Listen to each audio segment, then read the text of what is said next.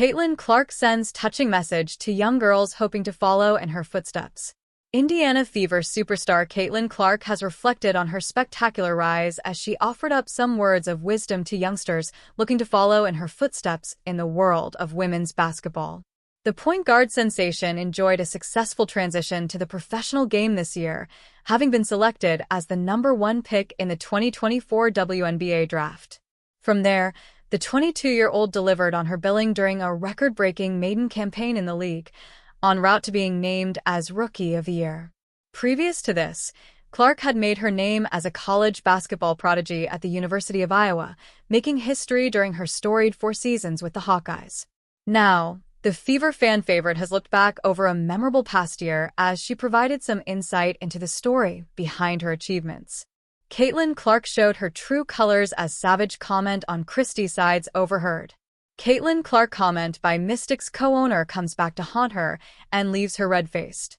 The youngster is enjoying a well-earned break from the sport after playing back-to-back NCAA and WNBA seasons as she embraces life out of the spotlight during the offseason. Speaking at the Massachusetts Conference for Women in Boston on December 12th, Clark offered up some rare insight into her experiences. Opening up on her beginnings in the sport, she said, "I grew up playing with boys, and we never talked about how that was different or that was weird. That was just normal. You're better than a lot of girls, so we're going to toss you in with the boys. They struggled to find some girls' leagues where I grew up." Clark then offered advice to youngsters who wish to follow in her footsteps as she revealed some of the secrets behind her own success.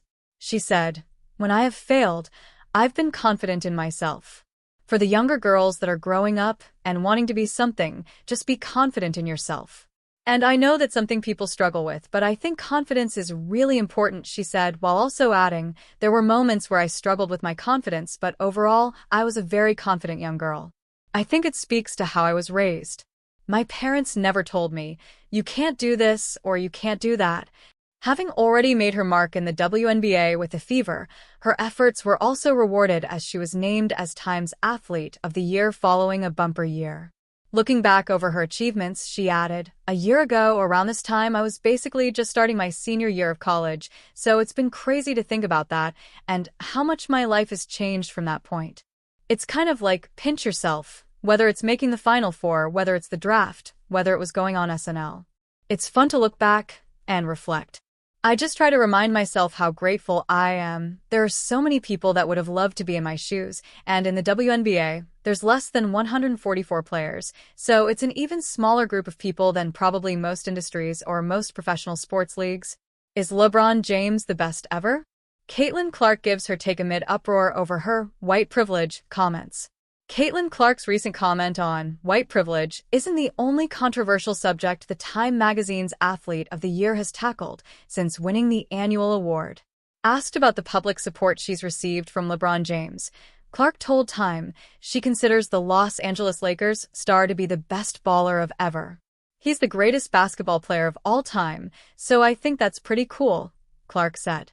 James has been outspoken in his support of Clark, declaring on social media that her critics are simply haters.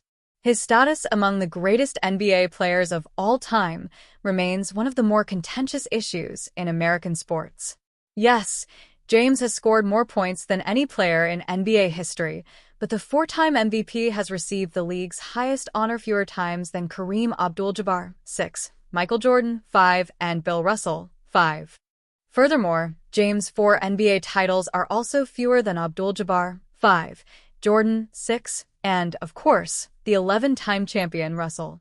While many in the James camp refer to his versatility, durability, and ability, Clark didn't offer any such arguments. Instead, the Indiana Fever phenom mentioned that opinion in passing when asked about the positive statements James has made about her dating back to her days at Iowa. "LeBron never messaged me directly, but it's been cool to, just see his support of myself and the WNBA overall," she told Time. "You can tell he really watches and turns it on, and yeah, he's been a kind of big fan of myself from college, and now in the W." Clark was also asked about any good and bad habits she has. "A good habit I have is sleeping," she said. "I love sleeping. Maybe I sleep too much, but when I don't sleep you can tell how much that affects your life, and I think, as an athlete, sleep is the most important thing for you." Clark has become one of the biggest stars in women's sports, but after winning the award, she said the WNBA has been built on black players and that, as a white person, there is privilege. Her comments ignited uproar among conservatives, notably from commentator and podcaster Megyn Kelly, who bemoaned Clark's self-flagellation. She's on the knee all but apologizing for being white and getting attention. The self-flagellation, Kelly, an outspoken Roman Catholic, wrote on social media. Oh, please pay attention to the black players who are RELY the ones you want to celebrate, condescending. Fake. Transparent. Sad. Kelly has long made race a central subject of her various shows over the years, once insisting Jesus of Nazareth was white, only to later admit his race is far from settled. Clark found herself at the center of a race storm during her first season in the WNBA amid accusations that she was the victim of jealousy and bullying.